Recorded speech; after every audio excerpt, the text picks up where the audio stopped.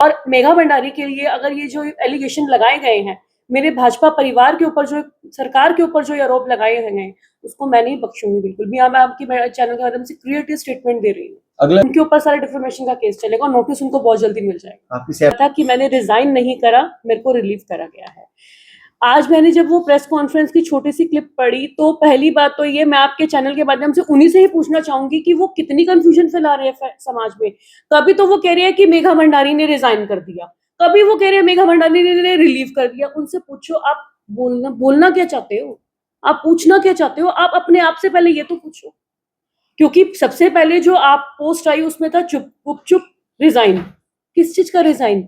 ये एक political post है, मैं नॉमिनेटेड हूं, मैं इलेक्टेड नहीं हूं वहां पे, तो इसमें कभी भी जो है वो रिजाइन नहीं करते। दूसरा, मुझे उनके चैनल के माध्यम मीडिया में क्यों, और मुझे उनकी सेरेमनी नहीं हुई। मैं कोई गवर्नमेंट एम्प्लॉय हूं जो मेरी सेरेमनी होगी?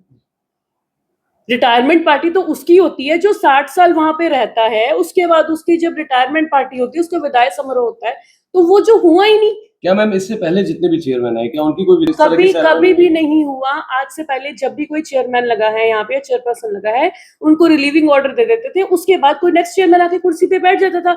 जो प्रक्रिया पहले चली वो मेरे साथ भी और आगे भी हुई। कुछ ऐसा अनोखा तो है नहीं कि मेघा भंडारी के साथ कुछ अलग ही हुआ जो इतना बड़ा इशू उन्होंने क्रिएट कर दिया। एक सवाल और कि जो टेन्योर आपका था 2 साल का था कि 3 साल? मेरा ये टेन्योर 2 साल का था। उस दिन मैंने आपको फोन पे भी कहा था, मेरा टेन्योर 2 साल का ही था।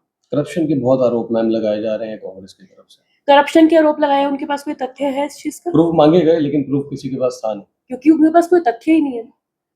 उनके पास कोई तथ्य नहीं है, और बिना तथ्य के अगर कोई ये बात कहेगा तो उसके खिलाफ मुकदमा भी होगा, क्योंकि जो कोर्ट है वो उनके लिए नहीं, कोर्ट सबके लिए है।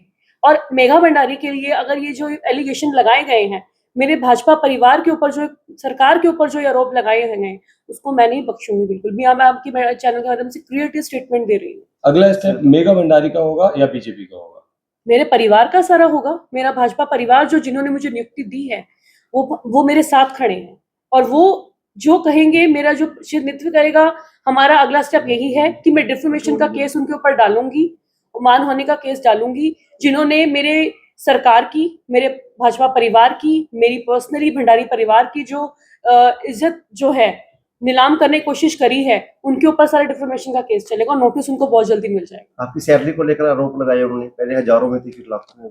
जो हरियाणा सरकार की चेयरपर्सन को जो फैसिलिटी प्रोवाइड करी जाती है वो मुझे प्रोवाइड करी गई थी, और उसमें हजारों में हो या लाखों में हो, मैं उचित नहीं समझती कि उनको बताया जाए, क्योंकि एक नोटिफिकेशन जो जारी हुई थी वो नोटिफिकेशन नेट पे सब कुछ है। क्योंकि कांग्रेस वाले अगर इतने पढ़े लिखे हैं तो उनको ये भी पता होगा कि हरियाणा सरकार की नोटिफिकेशन क्या होती है। एक वेबसाइट का जिक्र हुआ है कि एक वेबसाइट थी, वो बाद में डिलीट हो जाती है, उसका तथ्य मुझे, अगर आप बात करेंगे तो तथ्य के साथ बात करेंगे। उनके पास कोई तथ्य नहीं है, और फॉल्स एलिगेशन लगाना इज वेरी क्रिमिनल ऑफेंस। अगला स्टेप मैम किन किन के ऊपर डेफेमेशन आप डालेंगे? जिन्होंने प्रिंट मीडिया पे मेरे ऊपर आरोप लगाए, इलेक्ट्रॉनिक मीडिया पे जिन्होंने इस तरह की अफवाहें उठाई, और जिसने मेरे ऊपर एलिगेशन लगाए, मेरी छवि को खराब करने की कोशिश करी, मेरे परिवार के ऊपर, मेरे भाजपा परिवार के ऊपर जिसने करी, सबके ऊपर डेफेमेशन का केस चला।